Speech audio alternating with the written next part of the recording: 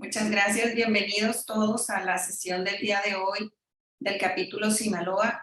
El día de hoy estamos de manteles largos, además de ser nuestro gran amigo, es todo un referente en el ámbito jurídico, es un amigo del capítulo que en otras ocasiones ya nos ha acompañado.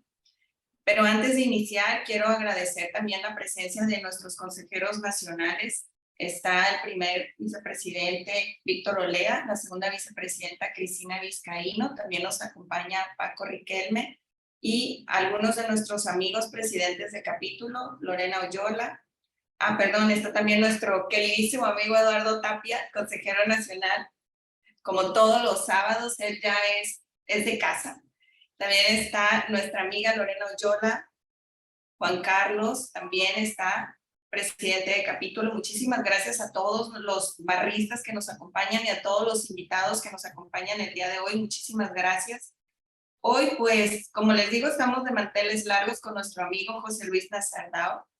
Y además también les queremos compartir que el día de mañana nuestro capítulo tiene la celebración de su aniversario de existir en la Barra Mexicana Colegio de Abogados, son ya 7 años. En el 2015, 21 de agosto, se creó el capítulo Sinaloa, así es que es doble celebración estar aquí con ustedes, tener a nuestro amigo de invitado, José Luis Nazar, Pepe Nazar para todos nosotros los amigos. Muchísimas gracias. Así es que sin más, pues me permito presentarlo. El tema de hoy es algunas consideraciones legislativas urgentes sobre prisión preventiva, propuesta de reforma al Código Nacional de Procedimientos Penales.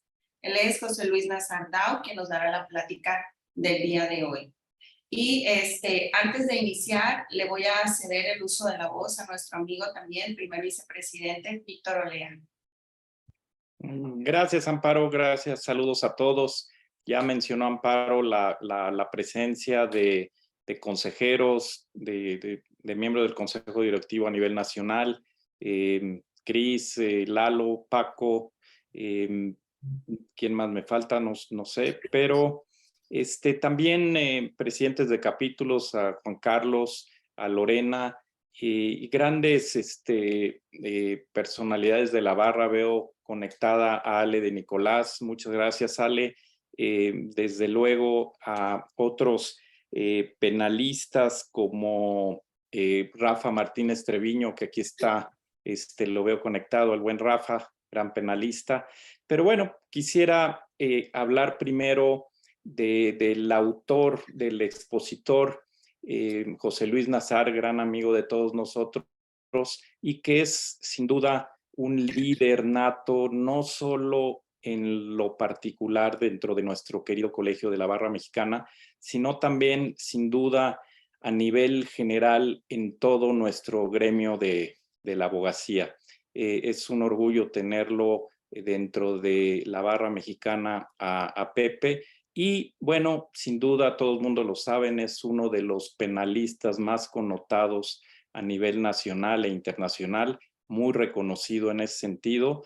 Y además el tema con el que ahora nos regala es de la mayor importancia en el ámbito penal. Creo que es un tema de la mayor actualidad, nunca más que ahora este tema de la prisión preventiva es tan relevante su análisis. José Luis Nazar, junto con nuestro coordinador de la Comisión de Derecho Penal, Ilan Katz, han venido ya trabajando arduamente en un proyecto de reformas al respecto. Siempre José Luis muy callado y trabajando fuerte al respecto, pero ya nos platicará en el curso de esta exposición todo lo que ha venido planteando y logrando a nivel legislativo también respecto de la prisión preventiva. Pepe, un orgullo tenerte como expositor en estos eventos, más en el capítulo de la Barra en Sinaloa, que va a cumplir 7 años, el día que se fundó. Ahí estuvimos, Pepe, los dos me parece que fue en Mazatlán, ¿no? Fue la inauguración del capítulo. Y bueno, pues adelante, muchas gracias, Amparo, Braulio, Marco. Felicidades por estos eventos a los que nos tienen acostumbrados. Y bueno, pues a escuchar a don Pepe Nazar. Gracias. Muchísimas gracias, querido Víctor. Gracias por tus palabras. Y bueno, le cedo el uso de la voz al vicepresidente del capítulo, el licenciado Braulio Leiva, que nos leerá una breve reseña acerca de nuestro invitado. Digo breve porque su currículum es muy extenso, pero pues nos llevaría todo el tiempo de plataforma, entonces lo vamos a abreviar. Adelante, Braulio.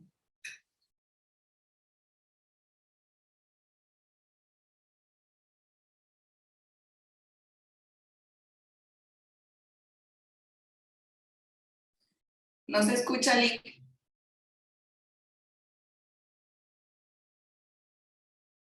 Está apagado tu micrófono, Braulio.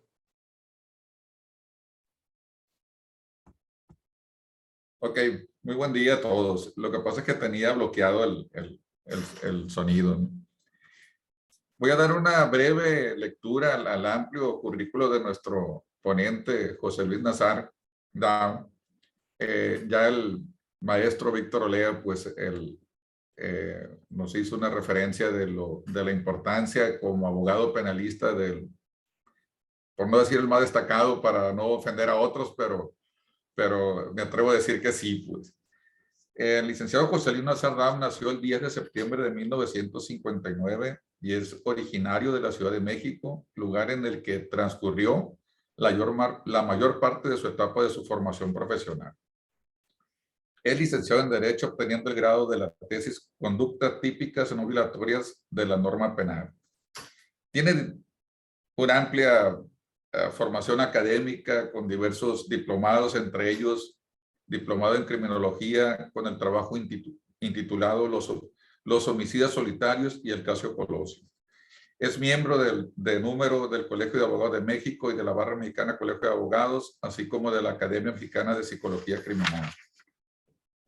Ha sido catedrático de Derecho Penal en la Universidad Anáhuac del Sur y de Comportamiento Penal en el posgrado de Criminología de la Facultad de Psicología de la Universidad Autónoma de México. En la Escuela Libre de Derecho ha sido catedrático por licencia de los titulares de la materia de Seminario de Derecho Penal, Seminario de Derecho Procesal Penal, actualmente maestro titular de la materia en Derecho Penal, parte especial Teoría del Delito en la misma institución. Conferencista en la Mesa de Educación y Prevención del Delito en el primer foro de prevención del delito. Conferencista en la Universidad Iberoamericana sobre la reforma penal y la presunción de inocencia. Conferencista en la Universidad Anáhuac sobre temas de la reforma penal. Y muchísimas otras conferencias a nivel nacional e internacional. En la parte de sus publicaciones, cuenta con algunas consideraciones en relación al delito de operaciones con recursos de procedencia ilícita, acción penal privada, la defensa en el sistema penal acusatorio, fortalecimiento de derechos, ampliación de libertades, prueba ilícita, debido proceso, presunción de inocencia y comentarios penales sobre reforma fiscal. Podrían pasar toda la hora o las 2 horas de la sesión leyendo la currícula tan amplia de nuestro destacado penalista, pero pues por motivo de la propia sesión, pues vamos a darle espacio a nuestro ponente para que inicie con su ponencia. Muchas gracias, licenciado. Pues, sin más, Pepe, es todo tuya la plataforma. Adelante. Muchas gracias, queridos amigos, compañeros, colegas, muy buenos días. Víctor, muchas gracias por tus palabras e inmerecidos elogios. Braulio, gracias por ayudarme a inventar un buen currículum, porque la verdad es que si no te lo hubiera mandado en blanco. Pero quiero agradecer especialmente a mi amiga María Amparo, a la Amparo, como dicen allá, por esta invitación y esta gran distinción que me hice y que me hace a la hora de venir a charlar con ustedes en un momento tan importante como es la celebración del aniversario de ese capítulo bellísimo que es el de Sinaloa y que, como bien dijo mi vicepresidente, eso fue un momento gratísimo haberlos acompañado a su fundación y estarlos siguiendo. Gracias, Marco. Gracias, Juan Lizara, aunque veo que no está presente. Gracias a la vicepresidenta Cristina Vizcaíno, que como siempre está muy activa, la admiro, la quiero, y la verdad ha sido una mujer que ha dignificado mucho el trato de la barra con sus capítulos y les ha dado la importancia que se necesitan. Gracias, consejeros nacionales, Paco Riquelme, Eduardo, gracias a todos. Pero la verdadera historia de esta plática se da en el contexto de que nuestro presidente electo, Víctor Olea, un día me llama y me dice, ¿qué opinas de la prisión preventiva? Y él y yo sufrimos casi siempre los mismos abusos en nuestro trato profesional y dijimos, no es posible, tenemos que hacer algo. Y me encomendó coordinar un grupo de la Comisión Penal para que elaboráramos una serie de ideas y proyectos sobre las reformas al Código Nacional.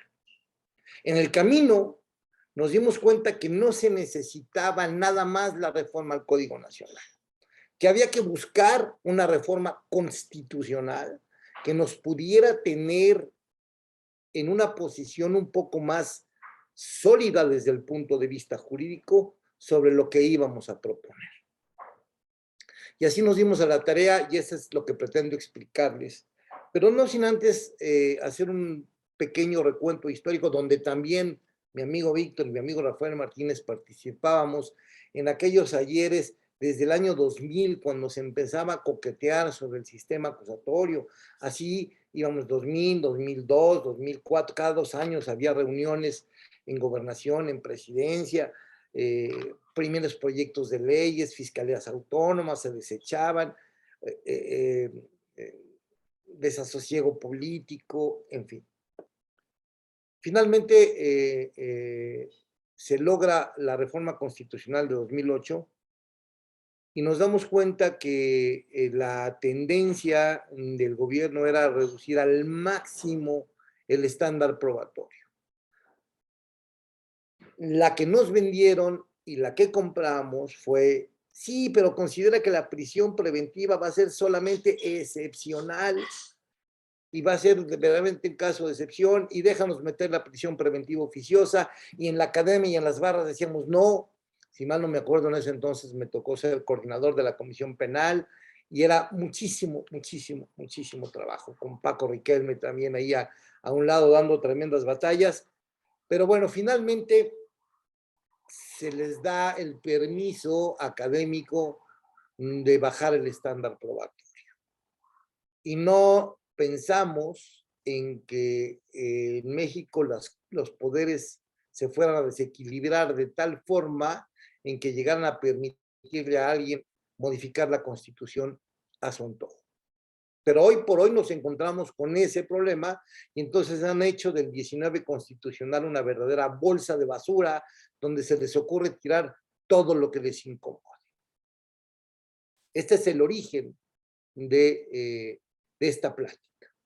Agradezco muchísimo, y lo dejé hasta ahorita precisamente por lo que voy a mencionar, la presencia de presidentes de capítulo, porque en el transcurso del devenir de esta reforma, que es un hecho, su participación en los congresos estatales va a ser determinante para que podamos salir avante con los votos necesarios. No podemos conformarnos con una reforma al Código de Procedimientos Penales, al Código Nacional. Tenemos que elevar esta postura, como decía yo, al 19 constitucional y luego legislar hacia abajo, pero en función de la regla que tengamos que establecer en el 19 constitucional. La primera parte del trabajo que nos guió Víctor a hacer es, vamos a explicarles a los legisladores por qué debemos de modificar la prisión preventiva oficiosa. Y cuando digo modificar es desaparecer el concepto.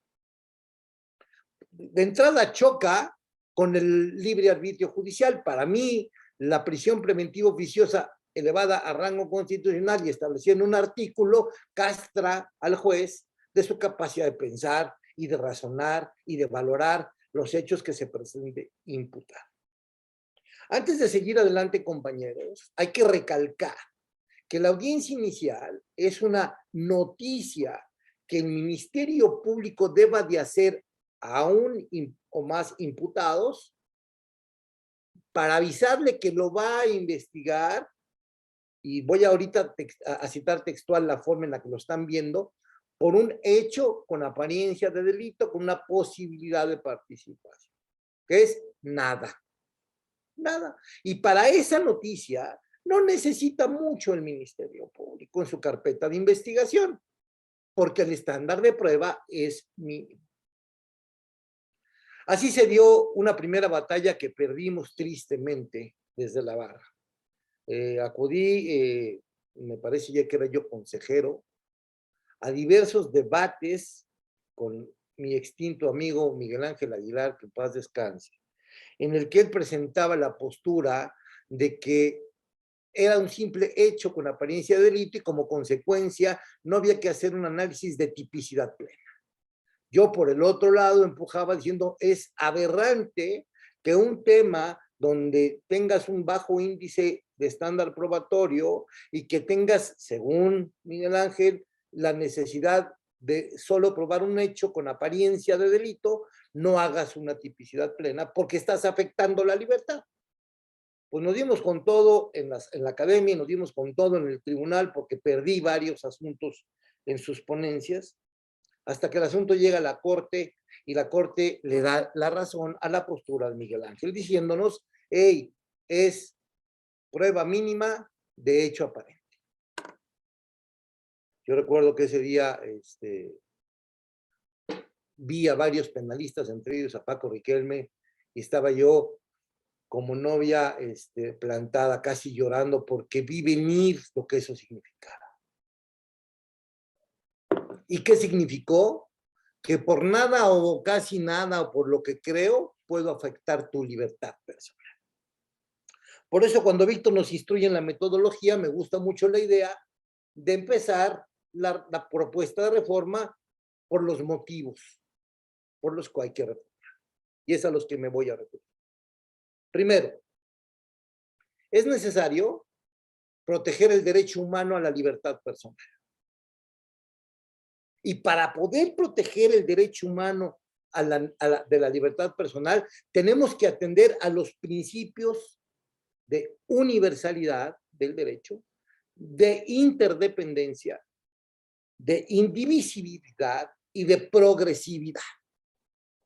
Entonces, yo así en el ámbito de mi inocencia le mandé un WhatsApp a Víctor, ya, con esto lo tengo, con esto lo tengo. Y luego nos viene una jurisprudencia de la Corte donde dice, no, se pueden restringir este tipo de derechos o los derechos humanos por razones de necesidad constitucional del Estado. Es decir, me tiró mi primer punto que hoy sostengo que debe de seguir. Y gracias a Dios, hoy se ve que la Corte trae la tendencia de superarlo, les voy a hablar de ello. Segundo motivo imperante para modificar el concepto son las sentencias y criterios de la Corte Interamericana de Derechos Humanos.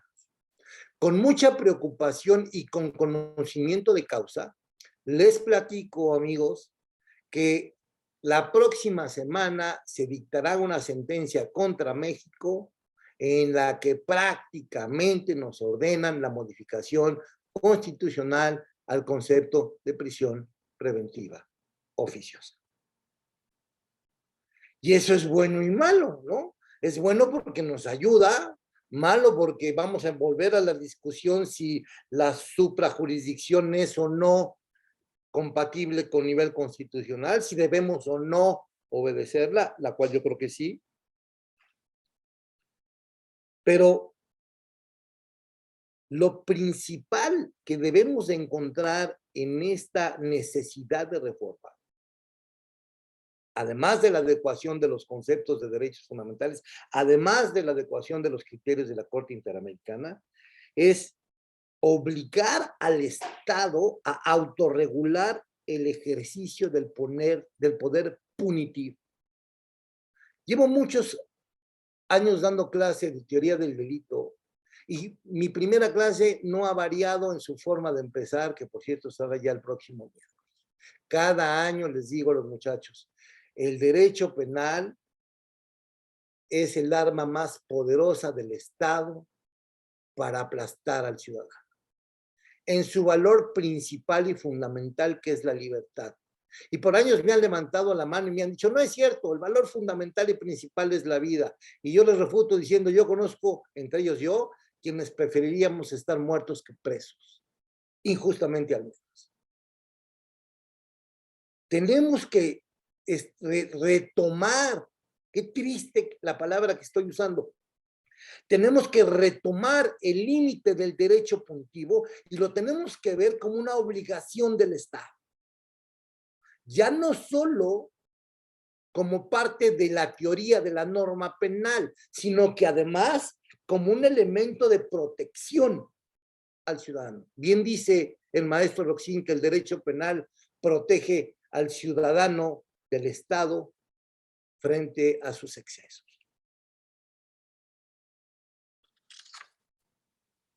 ¿Creen que el tema es nuevo? No, compañeros. Ya Carranza en 1916 hacía referencia a estos límites, a los conceptos de prisión preventiva. Ya Carranza expresaba su preocupación de entender la prisión preventiva como una pena anticipada, lo que da origen a nuestra actual vigente Constitución de 1917, a la cual hemos tratado como si fuera la única invitada a los bailes, porque hemos modificado al antojo. Pero si bien es cierto que Carranza ya lo establecía desde 1916, la corriente internacional viene siendo uniforme, planteando que la prisión preventiva es una pena anticipada y que debe de conservar, tener y sostener su carácter de verdaderamente excepcional, verdaderamente excepcional. Pareciera que en México la regla es al revés. La regla es la prisión preventiva y la excepción es lograr una medida cautelar diferente. ¿Por qué? Miren, en 1981 entró en vigor el Pacto Internacional de los Derechos Civiles y Políticos, y que, por cierto, me acuerdo cómo lo cacaraqueamos, ya éramos primera división. En el artículo 9.3 del pacto, lo dice con toda claridad. Ya lo suscribiste, ya estás obligado a considerar que la prisión preventiva no es una regla general. Subordina la libertad a la garantía de presencia procesal. Si vas a romper la regla, toma en cuenta que tu fundamento, dicho en otras palabras, va a ser la presencia procesal. Ven que te estoy investigando por un hecho con apariencia de delito, que eso es una falacia. Ven porque te estoy investigando. No puedo permitir pensar que te voy a detener para poderte investigar. No es así. Por eso la excepcionalidad de la prisión. Ahora bien, desde 1996 y todavía en el 2015, cuando la Comisión Interamericana de Derechos Humanos nos ha visitado, nos ha sancionado, nos ha marcado que en México sigue siendo la prisión una regla general. Y nos ha conminado a hacer los cambios. ¿Y qué hemos hecho nosotros? Nos hemos cerrado, nos hemos volteado a estas recomendaciones. ¿Para qué? Y perdónenme lo crítico, para el uso político y faccioso del derecho punitivo. O sea que llevo 30 años diciéndole la verdad a mis alumnos cuando digo que el arma es la más peligrosa del Estado. Vamos a analizar un poquito, y no sé cómo sea, Amparo, la mecánica, si las preguntas vienen al final o me las van avisando, pero estoy a sus órdenes con mucho gusto. Sí, las preguntas al final, Pepe, perdón. Ok, de acuerdo, gracias. Vamos a analizar el origen de la prisión preventiva. Primero, por ahí la Constitución del 17 se establecía que serían sujetos a prisión preventiva, paréntesis, pena anticipada, todos los delitos que tuvieran señaladas penas mayores a 5 años. Como diría Joaquín López Dóriga, Juay de Rito, ¿por qué los 5 años? Bueno, una vez leí un amparo a la Corte cuestionando. La siguiente reforma, y se dieron cuenta, llegó hasta 1948, donde dijo, no son los superiores a 5 años, son los delitos cuyo término medio aritmético exceda de 5 años. No encuentro un fundamento de política criminal, no encuentro un fundamento filosófico, no encuentro un fundamento criminalístico, no encuentro un fundamento para el término medio aritmético de 5 años. Se oye bien bonito porque los abogados decíamos que estudiábamos derecho porque no queríamos estudiar matemáticas, qué equivocados estábamos, ¿no? Desde compurgar una pena hasta cobrar un recibo de honorarios y pagar el impuesto hay que usar las matemáticas, ¿no? Ya en 1993, me acuerdo, ya no era tan niño, me acuerdo habernos regocijado del cambio de política cuando se establecían en los códigos procesales los delitos graves no sujetos a libertad provisional. ¿Te acuerdas, Rafa, cómo festejamos tú y yo esa reforma? Me acuerdo que era el 193 en alguna cantina del reclusorio norte. Pues ya lo hicimos, porque ya acotaron, ya no tenemos que sumar y restar y multiplicar, porque discutíamos, no, pero entonces con las agravantes o sin las agravantes, y cada audiencia era un infierno poder llegar a ese criterio. Ya nada más sacábamos como autómatas nuestra lista del Código de Procesos Penales de ese entonces y decíamos, este delito por el cual me están acusando, tiene o no el carácter de grave y como consecuencia tiene o no la forma de una libertad provisional. Y empezó a pasar lo mismo, Empezaron a hacer de ese artículo una bolsa, y ese artículo fue como en el embarazo, 9 meses creciendo y creciendo y creciendo y creciendo. 1996. Bueno, excepción constitucional. Aún los delitos no graves pueden ser sujetos a prisión preventiva si hay riesgo de fuga a solicitud del Ministerio Público. ¿Qué es el riesgo de fuga? Ahí hicimos el primer hoyo y por lo menos yo no me di cuenta, pero ahí hicimos el primer hoyo. Porque riesgo de fuga, criterios de hoy, es tener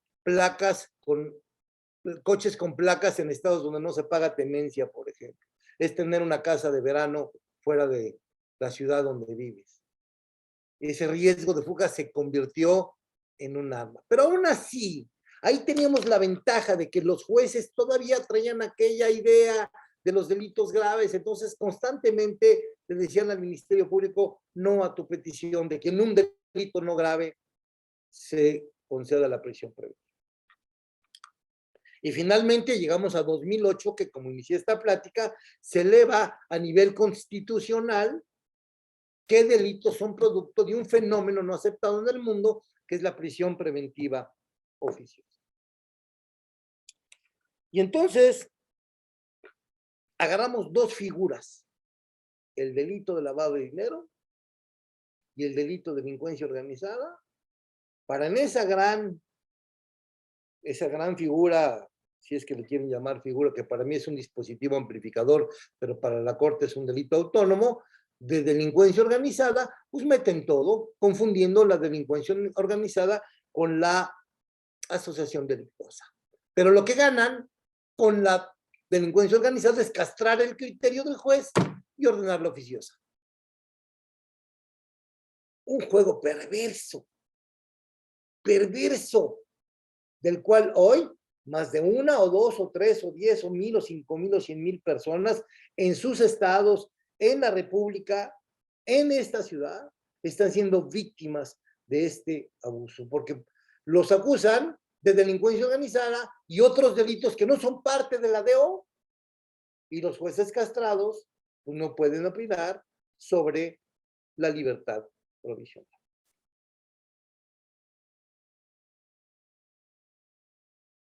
Ese concepto, decía yo, que habíamos acuñado de apariencia de delito, me parece una falacia. ¿Qué nos ha dicho la Comisión Interamericana de Derechos Humanos? Ojo, y eso nos van a decir en la sentencia, ojo, no puedes imponer la prisión preventiva solo atendiendo al tipo de delito. No porque estés acusado de delincuencia organizada, lavado de dinero, narcotráfico, no es ese el hecho que te tiene que llevar a imponer una prisión preventiva. 2. Le corresponde al órgano acusador justificar de manera plena el riesgo de fuga. No solo argumentarlo como lo hemos visto todos los días, que hay riesgo de fuga porque tiene dinero, que hay riesgo de fuga porque ha salido 46 veces a Disney. Y lo hemos vivido, y los penalistas de este foro no me van a dejar mentir que es una vergüenza cómo se maneja el concepto de riesgo, de peligro de fuga. Tercer requisito del criterio de la Corte. Tienes que ver que no sea la libertad del imputado un impedimento para continuar con el proceso. No le está diciendo enciérralo, le está diciendo aplícale la medida necesaria según tu criterio para que tenga la presencia procesal. Y cuarto y último, verifica que con la libertad no se pongan en riesgo la víctima y los testigos. Ojo, verifica. Desde luego que si yo fuera Ministerio Público o fiscal y estuviera en una audiencia donde voy a hacer una imputación a un individuo que no tiene trabajo, que vive en una zona criminógena, que andaba en una camioneta sin placas, pues desde luego que ese individuo pertenece a un sector peligroso que puede poner en riesgo la vida de los testigos. Pero todo eso tiene que ser verificado a través de un análisis. Por ahí presentaba yo un artículo en meses pasados donde decía yo que, se lo presenté a la Fundación, una modificación de una reforma para combatir la trata de menores, que era importante una fiscalía de mandamientos judiciales en la que se hiciera el estudio previo del imputado. ¿Para qué? Para que el juez sí tuviera verdaderos elementos de valorar el riesgo de fuga y el peligro de la víctima. Pero todo esto, la Corte Interamericana dice, oye, pero no por algo que parezca delito. Tienes que tomar estos requisitos teniendo como requisito, como necesario, como elemento necesario, la existencia de una conducta señalada como delito. Una conducta señalada como delito. En el momento que yo leo ese párrafo, siento que resucita Belling con su concepto de Tatesman y se me sienta a un lado y me invita a un café. ¿Por qué? ¿Qué nos está diciendo el criterio de la Interamericana? Para tocar la libertad personal, haz juicio de tipicidad.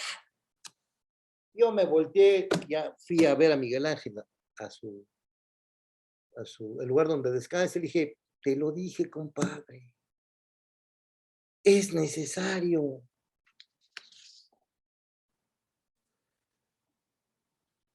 Hay que referirse a la tipicidad del hecho. Hay que hacer el juicio de tipicidad forzosa. Y le pregunto a los penalistas de este foro, ¿podemos hacer un juicio de tipicidad con un tipo plenamente objetivo? Claro que no. Tenemos que ir a la tipicidad plena. Pero no lo hemos querido ver. Ahí está el 316, fracción tercera del Código Nacional. Si me permiten, lo voy a citar. de los antecedentes del requisitos para un auto de vinculación. De los antecedentes de la investigación se desprendan datos de prueba que establezca que se ha cometido un hecho que la ley señala como delito. ¿De dónde están sacando la apariencia? ¿De dónde están dándole la vuelta a la tipicidad plena? ¿Cómo puedo saber yo si la ley señala o no la conducta como delito si no hago la tipicidad, el juicio de tipicidad? Imposible. Y lo voy a hacer coherente este artículo con los criterios de la Interamericana, diciendo que entonces, como dice la Interamericana, para dictar una resolución que afecte una libertad, hay que verificar la existencia de indicios racionales de incriminación. Tipicidad, jóvenes, tipicidad. Tipicidad plena, porque yo no conozco dos tipicidades, nada más conozco la plena.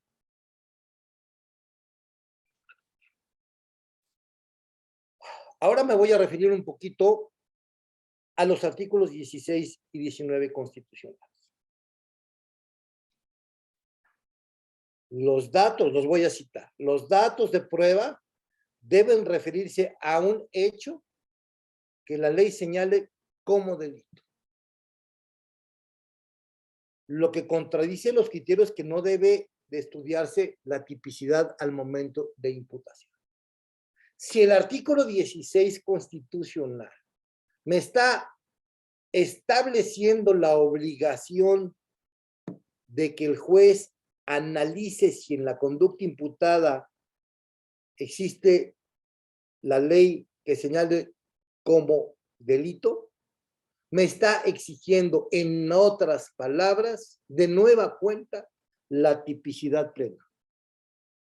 Desde el momento de la imputación. Ya basta de que las fiscalías, desde su cómodo recinto, hablen de un hecho aparente. No pueden, ahí está el 16 constitucional. ¿Por qué no lo han visto los jueces? ¿Por qué no lo quieren ver? ¿Por qué no quieren escuchar el alegato? Pues porque la tipicidad plena implica en los tipos objetivos todos los elementos externos. En los tipos mixtos, los externos más los elementos culturales o normativos. Y los que tengan subjetivos en los tipos complejos. Desde la imputación, desde ahí, es lo mismo que en el antiguo sistema se hacía para analizar un auto de formal prisión antes de la reforma del 98. Y aún después de la reforma del 98, como se quedó esa obligación en el Código Procesal, se seguía haciendo ese análisis de tipicidad plena. Repito, implica todos los elementos del delito. Tomemos el periódico de hoy, el que sea el de ayer, el que sea el de ayer o el de antier, todos traen noticia roja. Y hagamos un ejercicio, compañeros. Veamos si se dan todos los elementos de la tipicidad plena. 90% de noticias de, ¿cómo le llaman? Plan amarilla o amarillistas, no se reúne la tipicidad plena. Y siguiente problema del sistema acusatorio. Una vez dictado la autovinculación, a patear y a patear y a extender y a extender y a extender. Y todos aquí conocemos asuntos que hasta de 5 años sin llegar a la intermedia. Patear y patear. Y también es un error desde mi punto de vista de la defensa, ¿eh? Vámonos más rapidito. Así fue concebido el sistema. Pero si obligo al juez a una tipicidad plena desde la imputación, ya no va a tener por qué la fiscalía pedir una ampliación innecesaria, ya no vas a tener por qué no llegar a una intermedia rápido, ya no vas a tener por qué no llegar a juicio rápido, donde de forma transparente, como debería ser y como está sucediendo, se desahoguen ahora sí el material probatorio necesario para dictar una sentencia.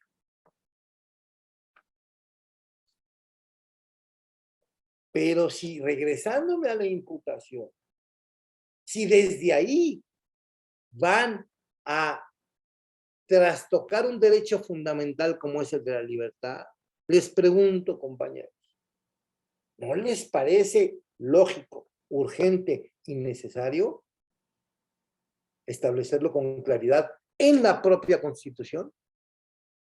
Para que los jueces ni los fiscales puedan seguirle dando vueltas a este concepto, necesitamos cerrarlo, no nada más con la desaparición del concepto de prisión preventiva.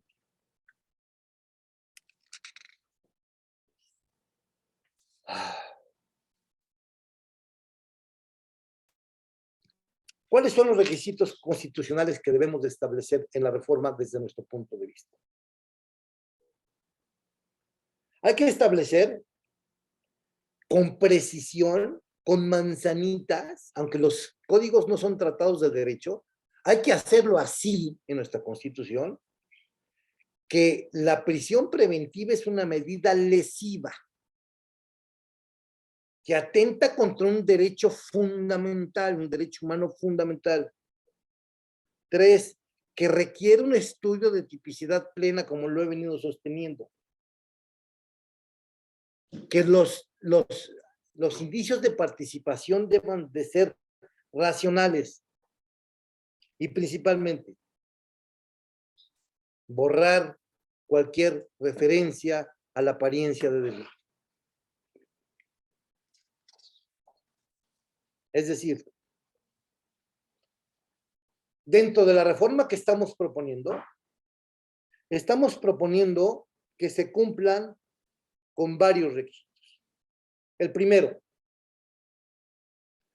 que la ley, que la imputación se refiera a un delito en específico.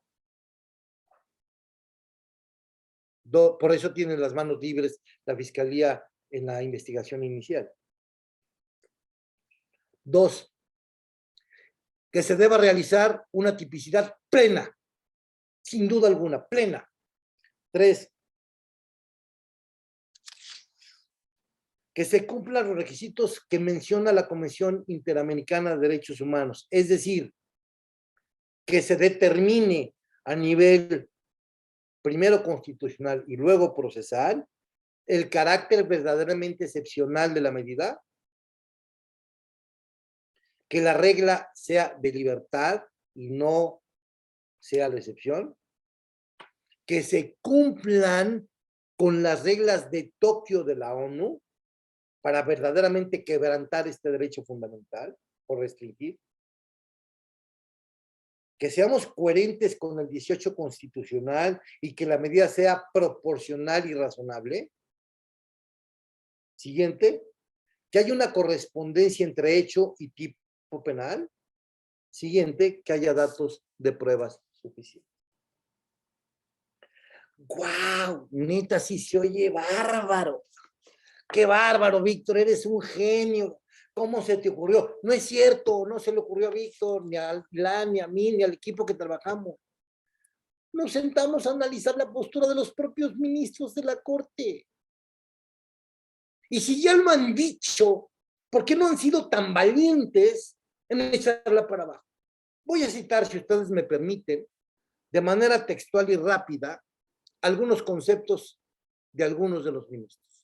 El ministro presidente, en sus propios proyectos, hay un parámetro de regularidad constitucional, un bloque de constitucional formado por los derechos humanos establecidos en la Constitución, expresamente los que vienen de la fuente internacional, que son Constitución por mandato del artículo 1, pro hominem. Y tan sencillo como que si la Constitución restringe y el Tratado Internacional amplía, vamos por el internacional. Primer supuesto, ahí ya nos dijo que es inconvencional la prisión preventiva. Sigo citando al ministro presidente. La prisión preventiva oficiosa desvanece por completo el principio de presunción de inocencia y de libertad que deben entender todas las personas. Siguiente razonamiento, oculto en sus proyectos, donde está dejándonos ver la inconvencionalidad.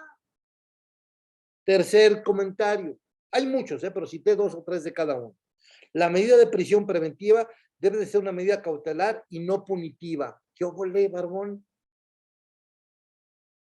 Debe fundarse en elementos probatorios suficientes que permitan suponer razonablemente a la persona sometida a proceso la participación en el delito que se investiga. Debe de sujetarse a una revisión periódica y además debe de ser legal y no arbitraria. Levanten la mano los penalistas de este foro que no hayamos tenido que quebrarnos la cabeza con el cambio de condiciones objetivas que nos fueron a poner en el Código Nacional. Levanten la mano el que no haya escuchado decir una barbaridad a un juez sobre el cambio de condiciones objetivas. Pero si lo dijo el ministro presidente en su proyecto de seguridad nacional, ¿por qué no han sido valientes?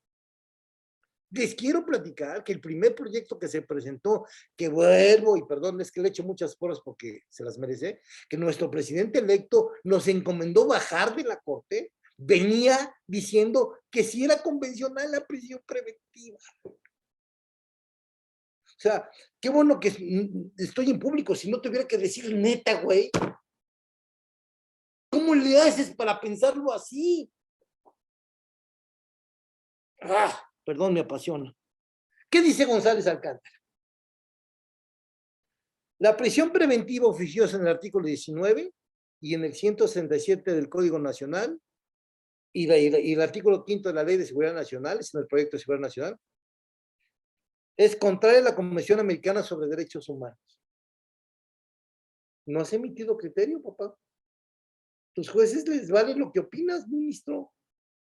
Segundo concepto, la prisión preventiva oficiosa no se regula conforme a los estándares internacionales. Configura una controversia de figura en cada reforma constitucional y hace minimizar el concepto internacional de estándares. O sea, González Alcántara, ministro respetabilísimo, ya por acá, por abajo del agua, en entre líneas, a su forma, a su modo, nos está diciendo es inconvencional. A ver, los jueces no se atreven. Gutiérrez Ortiz Mena. La Corte Interamericana ha dejado claro que la Convención Americana sobre Derechos Humanos obliga a que la prisión preventiva se justifique en función de las particularidades del caso. ¡Inconvencionalidad! Javier Lainez. La prisión preventiva como medida de carácter excepcional.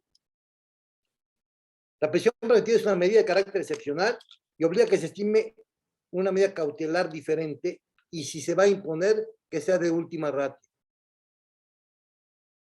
Híjole, tengo uno justamente discutiéndose en la corte y el proyecto no es de ninguno de estos, viene contrario y ya lo han dicho todos o casi todos. Norma Piña, el principio de proporcionalidad de la medida cautelar depende que sea analizado caso por caso bajo el principio de mínima intervención. Ahí está. Vamos a ver, creo que es la próxima semana, en el pleno de la próxima semana, vamos a ver si estos ministros sostienen estos criterios. Yo ya le hice su sobrecito a cada uno, se lo fui a dejar, y dije, cito, señor ministro, lo cito para efectos del pleno. Porque no pueden olvidar lo que ya dijeron. ¿Y por qué estamos en esa actitud? Porque tenemos la percepción, salvo que Víctor me la cambie en estos momentos, que no nos va a alcanzar para que sea jurisprudencia, no nos van a alcanzar los 8 votos. Porque hay unos que por razones políticas puedan cambiar su criterio. Es que no podemos restringirlos como órganos, como Estado soberano. Sí, restrínglos, hombre, recuérdate para qué se hizo, por razones económicas, por razones sociológicas, por razones políticas, no por razones de libertad personal. Ese es irrestricto. Ese derecho fundamental sí tiene que cumplir con sus 4 preceptos de los que les mencioné al principio. Los demás los puedes ajustar a tu legislación interna. No se puede. No se puede, no le busquen. Ahí está, por ejemplo, el caso de Barreto contra Venezuela. Interamericana. La comisión, en una extraordinaria ponencia, dice, la prisión preventiva es una medida cautelar no punitiva. No puedes, Estado, hacer de la prisión preventiva un castigo anticipado por su calidad de severidad. Y esta calidad de severidad solamente la puedes imponer cuando el imputado sea reo, principio de presunción de inocencia. La regla, dice la comisión, es la libertad, la excepción es su límite. Caso García Astro contra Perú. La Corte entiende que la prisión preventiva es la medida más severa que se puede aplicar al imputado de un delito, motivo por el cual su aplicación debe de ser de carácter excepcional. Y la prisión preventiva, para entrar a esa excepción, deben cumplir con los principios de legalidad, presunción de inocencia, necesidad de la medida y proporcionalidad de la misma. De lo contrario, dice la Corte, no habrá una sociedad democrática.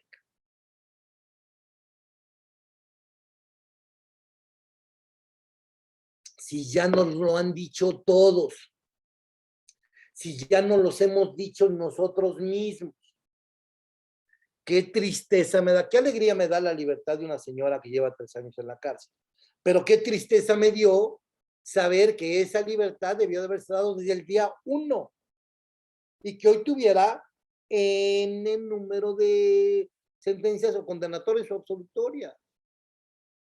Y me dicen que la medida cautelar el cambio de medida cautelar fue propuesto por la propia fiscalía. ¿Por qué habían desoído sus propias opiniones? ¿Manejo político?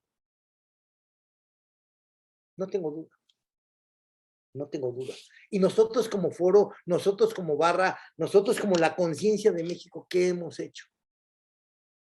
Bueno, pues como decía al principio, ya para no entretener los demás, me allegaba yo por instrucciones de Víctor a coordinar un equipo de penalistas que trabajamos en la siguiente reforma. Estamos proponiendo artículo 19 constitucional, y es ahí donde vamos a necesitar su ayuda cuando esto llegue a sus respectivas jurisdicciones. El Ministerio Público solo podrá solicitar al juez la prisión preventiva cuando otras medidas cautelares no sean suficientes para garantizar la comparecencia del imputado en juicio, el desarrollo de la investigación, la protección de la víctima, de los testigos o de la comunidad. Estamos proponiendo este cambio de redacción sensible. Permítanme repetir. El Ministerio Público solo podrá solicitar al juez la prisión preventiva, solo podrá solicitar al juez la prisión preventiva cuando otras medidas cautelares no sean suficientes para garantizar la comparecencia a juicio, el desarrollo de la investigación, la protección de la víctima, testigos o comunidad. Pero no lo puedo dejar ahí, o no lo podemos dejar ahí, porque hacerlo así sería volver a caer en el mismo hoyo muy pronto. Estamos proponiendo adicionar al 19 constitucional lo siguiente.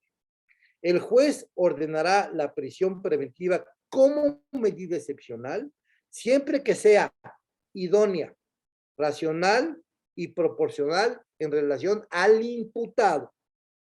Para tal efecto, o sea, instructivo, desde el 19 constitucional, para tal efecto deben de existir datos de prueba que establezca la existencia de un hecho que la ley señala como delito, para lo cual se estudiará que la conducta imputada encuadre en un tipo penal vigente que tenga señalada pena de prisión y que los datos sean suficientes para sostener razonablemente la probable responsabilidad del hecho. Estamos proponiendo como foro, compañeros, la tipicidad plena desde la Constitución. Estamos adicionando otro párrafo, poquito en base a lo que hemos vivido, diciendo, no podrá imponerse prisión preventiva con la sola justificación de la inexistencia de un domicilio en el lugar del juicio. Delinco en Culiacán, pero vivo en Mazatlán, prisión preventiva en Culiacán. No, no, no. No podrá imponerse prisión preventiva con la sola justificación de la inexistencia de un domicilio en lugar del juicio, siendo suficiente que el imputado se encuentre localizable en territorio nacional y comparezca cuantas veces le sea ordenado. No podrá el juez motivar el riesgo de incomparecencia o el desarrollo de la investigación, la protección de la víctima, de los testigos o de la comunidad, salvo que el Ministerio Público demuestre que las autoridades están imposibilitadas para evitar dicho riesgo. ¿Me lo vas a alegar? Alégamelo, pero entonces exhibe tu propia incapacidad. Porque mete oficinas de control, mete supervisores de control, mete muchos mecanismos, inclusive de la tecnología, hablando del Congreso al que aquí nuestro consejero nacional Eduardo Tapia está coordinando, usa la tecnología para esto, y si no, no lo alegues. Repito, no podrá imponerse prisión preventiva con la sola justificación de la inexistencia de un domicilio en el lugar del juicio. Esto es motivo de toda la experiencia que el grupo hemos vivido de injusticias de decretar prisión preventiva porque no vives en el lugar. Siendo suficiente con que vivas en territorio nacional y comparezcas cuando te llamen. La estamos haciendo coherente, esta reforma, a lo que la propia Corte Interamericana nos ha establecido. No se podrá establecer la excepción si el Ministerio Público no acredita la imposibilidad que tenga de evitar el hecho de puesta en peligro. Ahora sí los quiero ver, señores fiscales. Ahora sí quiero verlos, señores jueces. Y algo interesantísimo, estamos proponiendo dentro del 19 constitucional, aquí hay muchos jóvenes, nada más Rafa, Víctor y yo nos vamos a acordar de lo que estamos hablando, lo que era el amparoide. La determinación de prisión preventiva, párrafo adicionado, podrá ser revisada por el Poder Judicial Federal en un procedimiento expedito que se resuelva en un término no mayor a 15 días. Que estamos viviendo amparos que tardan un año en resolver que la medida cautelar fue excesiva. Ya se quedó un año el cuate o más. Nada, mijito. Estamos levantando a nivel constitucional el conocidísimo amparoide. Y tienes que resolver en 15 días. ¿Bajo qué principios? Bajo la de una verdadera excepción a la regla de limitar tu libertad, bajo la acreditación por parte de la Fiscalía del Riesgo, bajo los impedimentos de que no sean los pretextos del domicilio, el dinero o el quantum de la pena.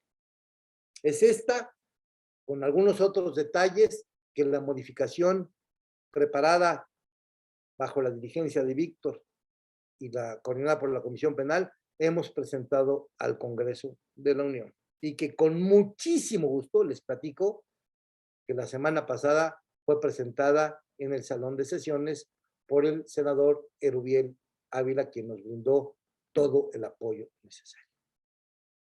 Ahora a trabajar duro para que la reforma pase, para que se vayan las legislaciones de los estados, a trabajar duro para que las legislaciones de los estados no solo lo aprueben, compañeros, se lo hagan rápido, porque justicia tardía no es justicia, porque un minuto de cárcel equivale a un año de muerte. Gracias, compañeros, los escucho con atención, agradezco muchísimo el capítulo de esta oportunidad. Disculpen si esta pequeña charla no fue de su agrado, pero créanme que es una lucha en la cual pienso dedicar los últimos días de mi vida profesional. Gracias. Muchas gracias, Pepe. Excelente la exposición. Te comparto, ahorita le comentaba yo a Marcos, si yo hubiera tenido clases de penal como esta plática que nos está dando Pepe, seguramente yo sería penalista. Muchísimas gracias, estuvo muy interesante. Hasta yo le entendí que no le entiendo mucho lo penal. Muchísimas gracias. Y si me permites, Víctor, ¿quieres hacer uso de la palabra? Sí, gracias, Amparo. Primero, pues felicitar desde luego nuevamente a Pepe por su extraordinaria exposición. No puedo coincidir más contigo, mi querido Pepe, pero te quería hacer una pregunta al inicio cuando estábamos conversando antes de que empezara la sesión. Manifestaste que conocer, yo no lo conozco, el proyecto de la ministra Norma Piña. ¿Nos podrías platicar más o menos sobre qué línea va ese proyecto? Tu micrófono. Lo recibí apenas anoche, lo dejé muy rápido esta mañana. Básicamente su inconvencionalidad va por la necesidad de alinearnos frente a la Comisión Interamericana y estableciendo que el principio de derecho fundamental de la libertad no puede ser restringido bajo ninguna circunstancia o característica con la legislación nacional. Se alinea a la jurisprudencia anterior por lo que respecta a derechos económicos, derechos políticos, pero no derechos contra la libertad. Eso es lo rápido, te lo comparto en un ratito más, porque habrá que ir a trabajar para el Pleno. El que no he visto, pero ayer platiqué con él, es el del ministro Luis María. Viene en el mismo sentido, pero con otros fundamentos. Te comparto el criterio y si gustas, iremos a cabildear juntos. Yo estaré en la Corte lunes y martes, esperando que el Pleno pueda resolverse esta semana. Muchas gracias. Gracias, Pepe, te lo acepto, pero también deberían de agregar en esos proyectos el tema de la presunción de inocencia, ¿no? Porque pues, es uno de los principios que más se violan con la prisión preventiva. Felicidades, Pepe. Afortunadamente viene, Víctor, viene tu comentario sobre presunción de inocencia también. Ok. Gracias, Pepe. A ti, ya lo tienes en este momento en tu WhatsApp. Gracias. Adelante, Cristi. Sí, muchas gracias, Amparo. Querido Pepe, muchas gracias por tu brillante exposición. Tampoco soy penalista y entendí perfectamente con toda claridad el tema de la importancia y de los excesos que existe respecto de la aplicación de la prisión preventiva oficiosa.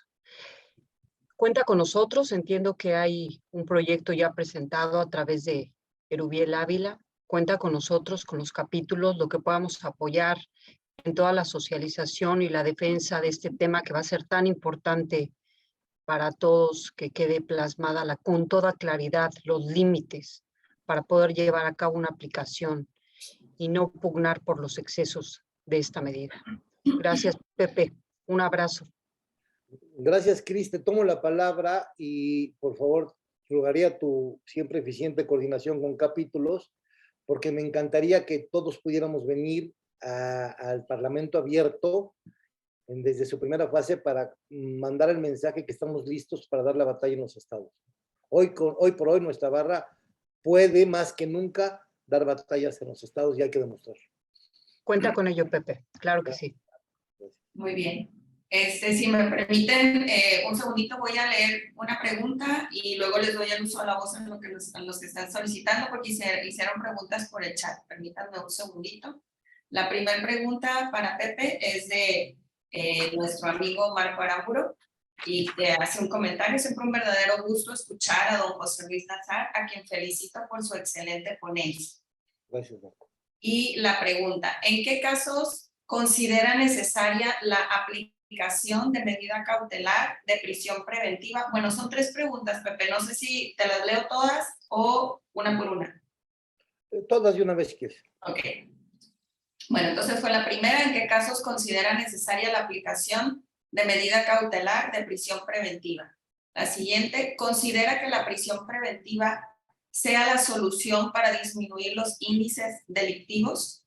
La siguiente, sé que puede considerar que la prisión preventiva actualmente está siendo manejada con fines políticos o publicitarios por el Estado. Se puede considerar, perdón. Empiezo por la tercera. Claro, evidentemente sí. Evidentemente sí.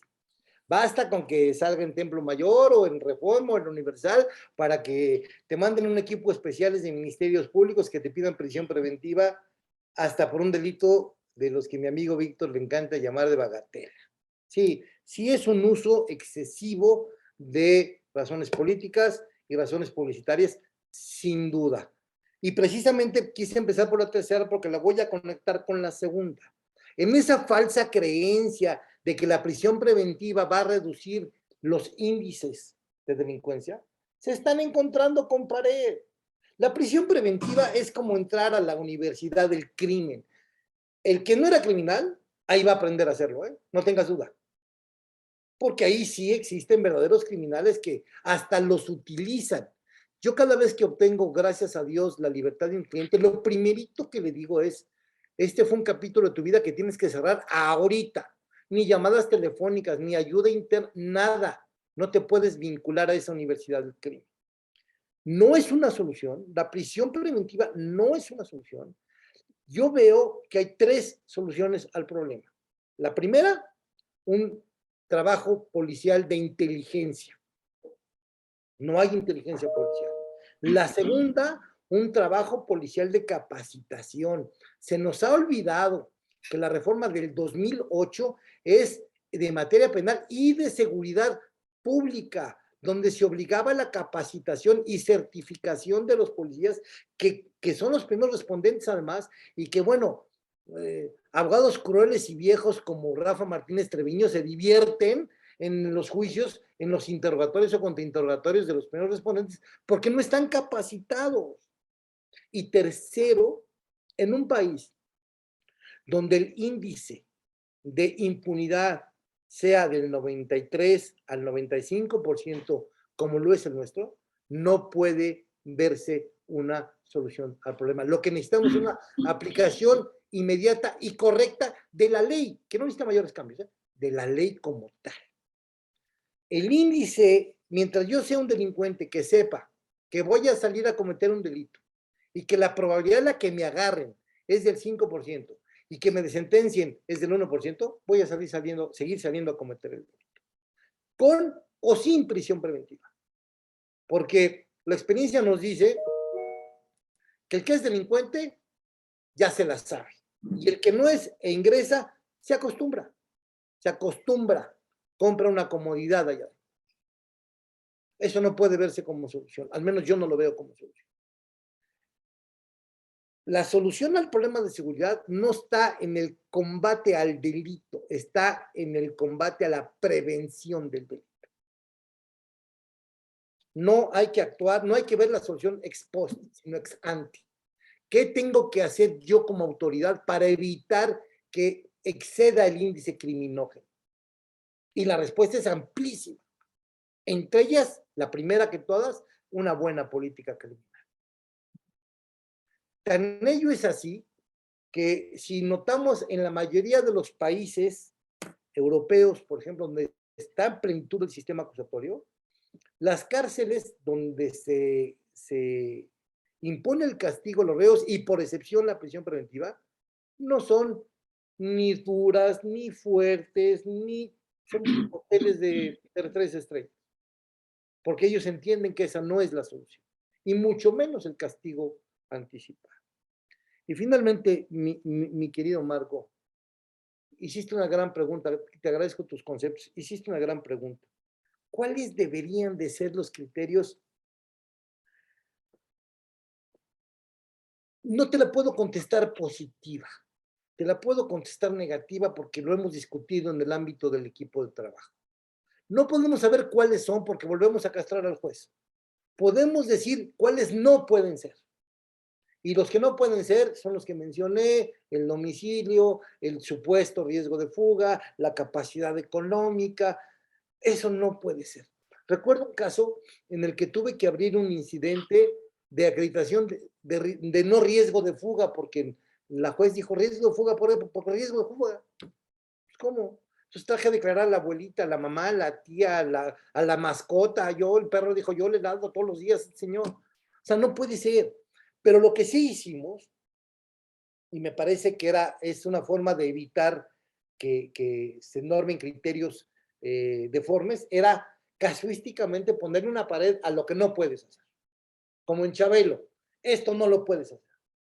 esto que hagas, te doy el margen de libre albedrío, pero ¿qué te voy a poner? Te voy a imponer una revisión, que no va a tardar más de 15 días.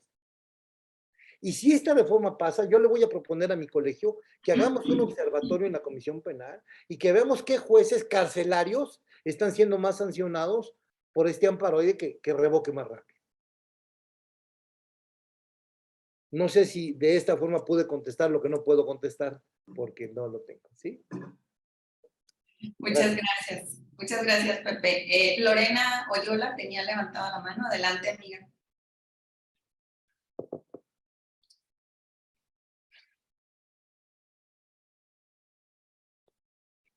Está desactivado el micrófono. Adelante. Hola, ¿qué tal? Muy buen día. Pepe, como siempre, un gusto oírte, amigo. La verdad es que es una delicia y un deleite poder iniciar un sábado con este tipo de conferencias y de pensamientos, y sobre todo porque, bueno, como muchos de ustedes saben, aquí en el estado de Veracruz tenemos el delito de ultrajes a la autoridad, que eso es inmediatamente prisión preventiva. Esto estuvo a nivel nacional incluso por problemas, intervenciones de políticos y otro tipo de situaciones. Y a pesar de que la Suprema Corte de Justicia de la Nación ya dijo que es inválido, que ya se sacaron códigos derogando ese tipo de situaciones, hasta este momento en el estado de Veracruz, lo único que tenemos publicado en la Gaceta Oficial es "me doy por enterado", nada más. Entonces, sí tenemos ese tipo de problemas, sí tenemos ese tipo de delitos, sí es como dice, como comentaba precisamente Arámbulo, el hecho de que son delitos creados para tipos políticos, para poder tener a personas en prisión preventiva y en que no estén saliendo. Y obviamente también lo que comentabas del domicilio, aquí hay zonas conurbadas. Por ejemplo, Veracruz, Boca del Río, Coatepec, Jalapa, detuvieron a una persona en Coatepec. Él da su domicilio de Jalapa porque dice que ahí es donde vive con su esposa, pero posteriormente da el de Coatepec porque le pidieron un domicilio de ahí mismo. Entonces dice la policía, como tienes 2 domicilios, entonces te vas detenido. Oye, pero espérame, o sea, ya vivo con mi esposa y tú me pidiste un domicilio de acá. Hay peligro de fuga. Tuvimos que irnos a una revisión de medidas cautelares, precisamente, como decías tú, llevar al perro, llevar a todo el mundo, acreditar que es maestro, casado, con hijos, con madres, dependientes económicos y todo, para poder obtener su libertad. Pero es un trabajo que realmente no se tendría que hacer, porque entonces, ¿dónde queda precisamente tu presunción de inocencia? ¿Dónde quedan tus derechos humanos? ¿Dónde queda todo esto que la ley nos ha estado diciendo por tanto tiempo y que definitivamente en la práctica no se lleva? Aunado al hecho de que, como muchos litigantes que vienen de otros estados nos dicen, ustedes en Veracruz tienen un sistema tropicalizado, adecuado para lo que se requiere precisamente. Y definitivamente, Pepe, si hay algo que hacer, cuenta con el estado de Veracruz, con el capítulo, para que podamos apoyar y hacer en forma conjunta todo lo que tú y Víctor Olea puedan determinar. Muchas gracias. Gracias, Amparo. Gracias, queridísima Lorena. Oye, te voy a dar una encomienda. Se me acaba de antojar hacer por ahí un amparito contra una, a mí me parece que está derogado tácitamente el delito. Si tienes alguien que cumpla con los requisitos de la fundación para llevar el asunto pro bono, mándamelo, yo me lo he hecho encantado de la vida, porque sí hay que crear antecedentes. Es gravísimo el uso político de todo esto y es gravísimo que nosotros como foro no hagamos nada, y es gravísimo que como sociedad hayamos permitido que se abuse de esa forma con el sistema acusatorio. Hay que hacer de esta lucha un eco, porque como bien tú lo dices, aparte que sería un trabajo que no debería de hacerse, el tiempo que se haya pasado entre la revisión de medida cautelar o no, fue un tiempo injustamente privado de su libertad, donde ha de haber sufrido cualquier tipo de consecuencias fácticas que le dolerían a cualquier ser humano, porque nuestro sistema penitenciario es de los 3 peores del mundo. Esa es nuestra calificación. Desde luego que sí, Lore, gracias, cuento contigo, lo sé siempre, y a empujarle, con mucho gusto empujarle, porque en la medida en que vayamos construyendo criterios, lo vamos a ir logrando. Esta iniciativa, cuando yo se la llevé al senador, le anexé como 800 resoluciones de toda la República, de las públicas, donde por domicilio o por cualquier pretexto estaban dejando en prisión preventiva. Por eso la excepción, José, porque a él le llamó la atención porque poníamos en la Constitución el no podrás, entonces le tuve que explicar por qué. Claro que sí, Pepe, al contrario, cuenta con ello y nos vamos a abocar a hacerlo, buscarlo y bueno, pues yo creo que te estaremos mandando otras 800 más, puedes estar completamente seguro de ello y muchas gracias por todo tu apoyo. Gracias a ti, Lorena. Gracias, Lorena. Un comentario de Omar Edmundo Suárez Piña. Muchas felicidades al maestro Nazar. La prisión preventiva, además de no conseguir los fines del derecho penal, motiva a que en algunos casos el imputado, cuando existen beneficios para poder salir, acepte la culpa en el procedimiento abreviado, aún y cuando sea inocente. No puedo estar más de acuerdo. Sí, totalmente.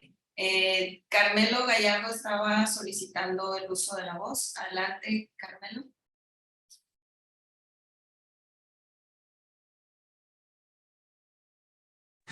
Sí, gracias. ¿Sí me escuchan bien? Sí.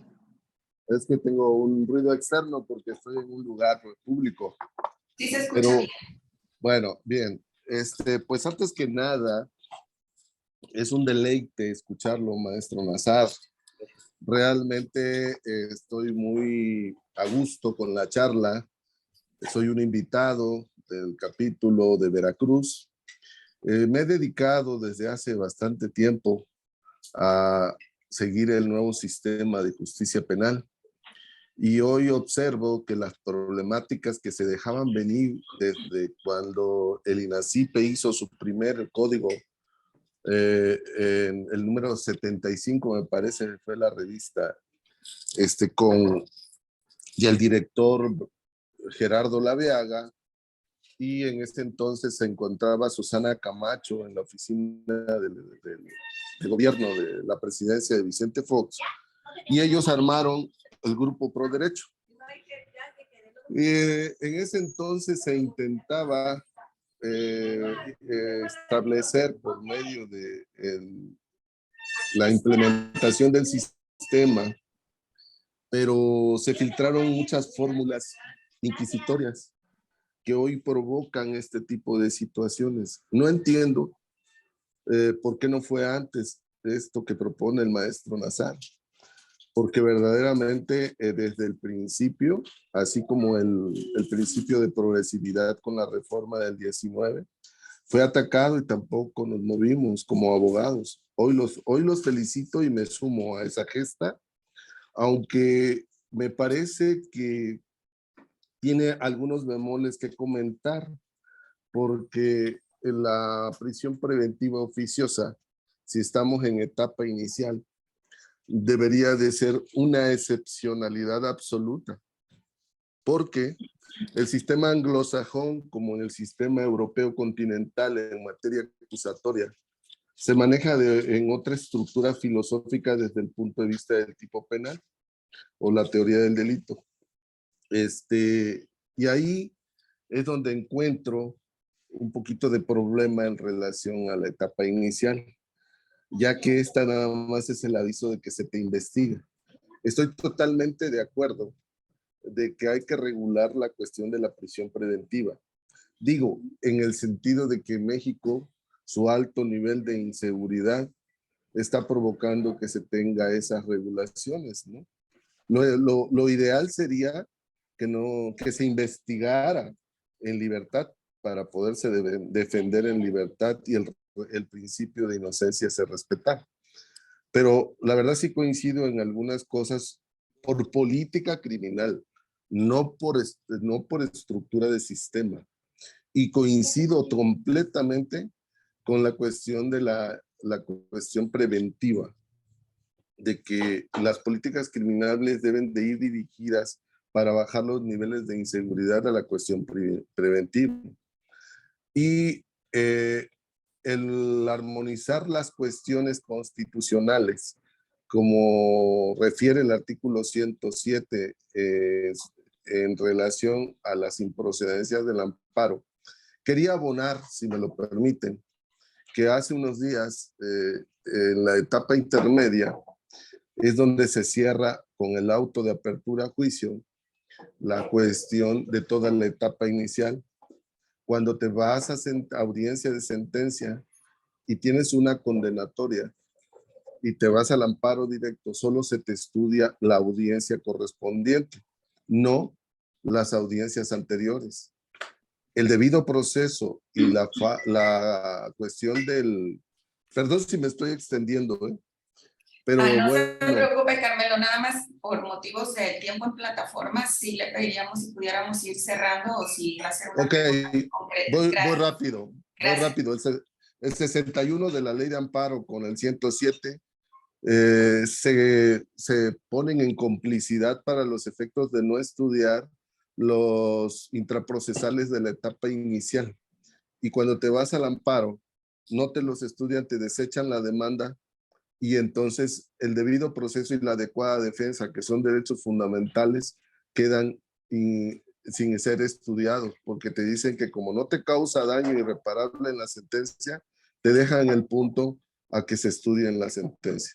Entonces, toda esa serie de cosas están generándose una problemática porque no supimos implementar correctamente el sistema acusatorio que tenemos y hoy lo queremos corregir a la mexicana, ¿no? Vamos a ponerle todos los aditamentos para que resulte nuestro experimento del sistema acusatorio. Ese sería el comentario y en mucho coincido, maestro Nazar. Fue un placer realmente escucharlo. Pocas veces he tenido este tipo de pláticas. Gracias, Carmelo. Gracias, Carmelo. Le dejo una meditación al respecto. Es que el sistema acusatorio como tal es incompatible con la ley de amparo.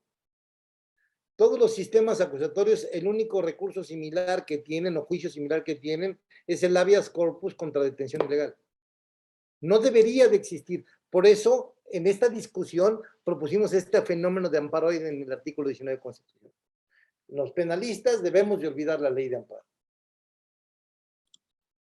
Muy bien, muchas gracias. Voy a leer otro comentario o preguntas del licenciado Alberto Lizárraga, del capítulo Sinaloa. Felicito a don José Luis Nazar, un placer escucharlo y aprender de su vasto conocimiento jurídico, pero debemos recordar que estamos en un gobierno austero, donde hasta la prisión preventiva es barata.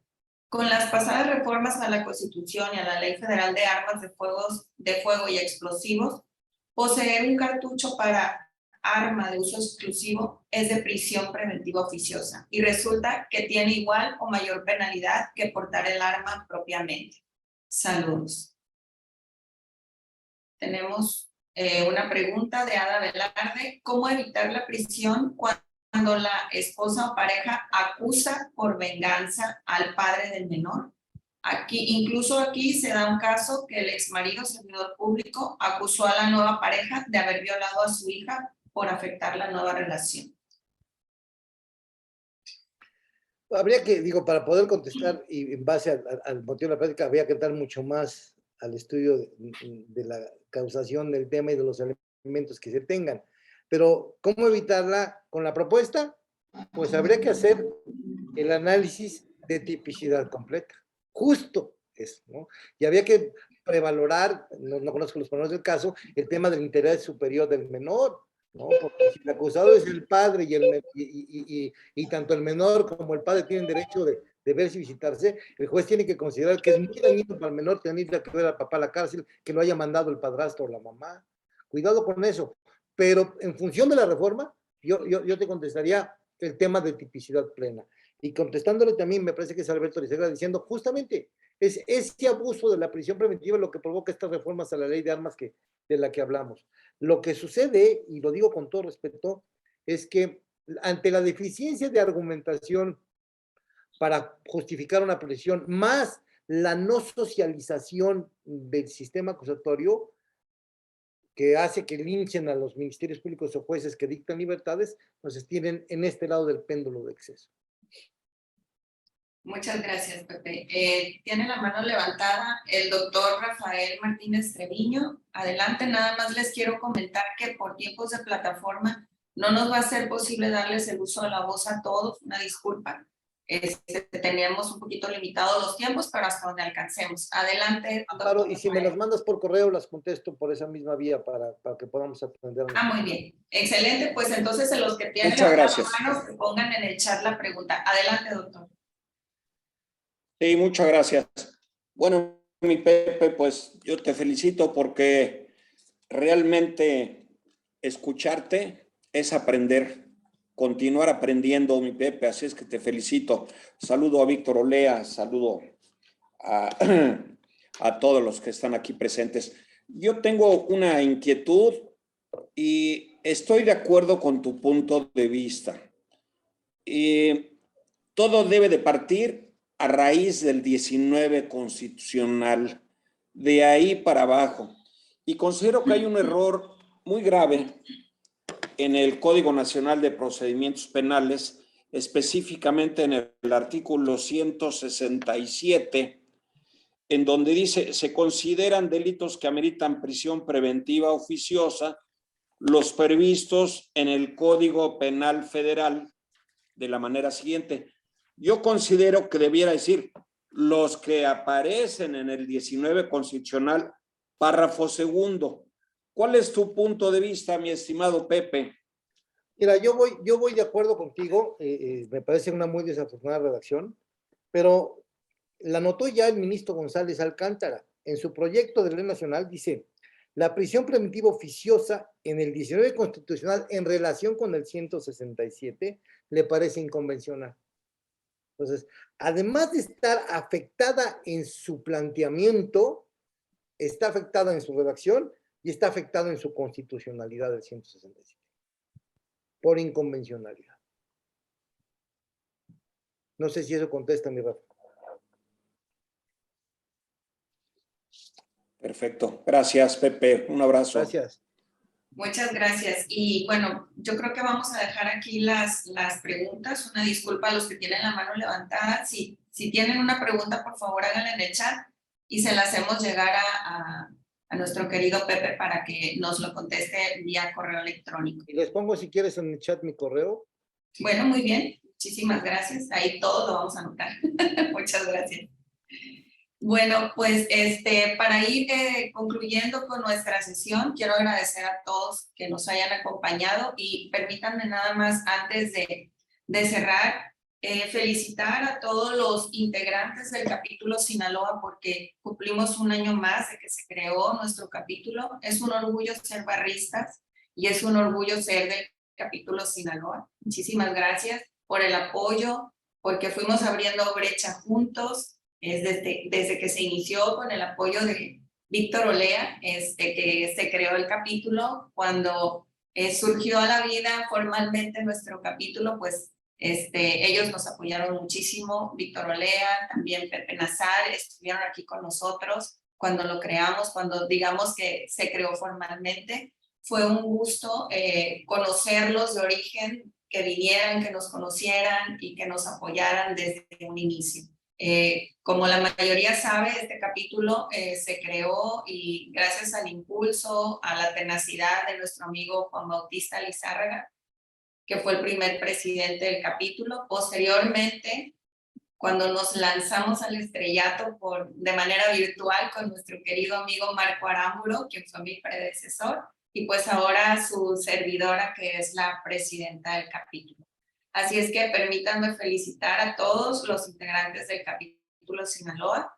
Desde hoy se declaran formalmente inaugurados los festejos. Vamos a celebrar toda la semana. Y pues a todos darles las gracias por su apoyo, por trabajar junto con los que hemos sido presidentes para que el capítulo sea lo que es hoy, ¿no? Que ya está reconocido, posicionado y que cada día estamos trabajando más y apoyándonos aún más, gracias a los presidentes de capítulo que están ahorita aquí, Juan Carlos, Lorena, Miguel Ángel Zulú también está por acá. Gracias a nuestros consejeros que están acompañándonos, Cristina Vizcaíno, Eduardo Tapia, pues mi queridísimo amigo Víctor Olea, primer vicepresidente, que como siempre nos ha apoyado. Y gracias a todos los barristas de otros capítulos que se han conectado, muchísimas gracias. Y si me permiten, le voy a conceder el uso de la voz a mi querido amigo Marco Aramburo para que nos dirija unas palabras. Muchas gracias, mi querida Amparo. Con tu permiso, mi querido Víctor, Lea, Cristina. Muchas gracias, don José Luis, padrino. Muchísimas gracias por esta plática tan interesante que nos diste de hoy. A mis amigos, Juan Carlos Vázquez, a Lorena, mi querido Eduardo Tapia, al coordinador del área de Derecho Penal, Ian Katz, gracias por acompañarnos. Amigo Braulio, muchas gracias también por estar con nosotros y permitirnos seguir estando juntos en estos días sábados. Pues nada más agradecerles a todos mis compañeros por seguir unidos, por seguir trabajando día a día en el fortalecimiento del capítulo Sinaloa y en pro de la barra mexicana Colegio de Abogados. Para mí ha sido un honor, siempre lo he dicho, el haber sido el presidente de este capítulo y haber hecho esta gestión durante estos últimos 2 años, quien merecidamente ha continuado con esta labor de la presidencia, Amparo Verdugo, con su excelente trabajo. No me resta más que agradecerlos y felicitar a todo el capítulo por esta unidad y por esta permanencia en el capítulo Sinaloa. Les mando un fuerte abrazo y pues enhorabuena para todos. Muchas gracias, Pepe. Nuevamente bien agradecidos, tus finas atenciones siempre a mis mensajes y llamadas. Te agradezco mucho que siempre estés dispuesto para nosotros. Muchas gracias a todos. Gracias, ha sido un honor para mí compartir esta charla con ustedes este sábado. Espero que me inviten a la celebración del evento del capítulo pronto presencial. Gracias de nuevo. Fue un honor, un verdadero honor para mí. Muchas gracias.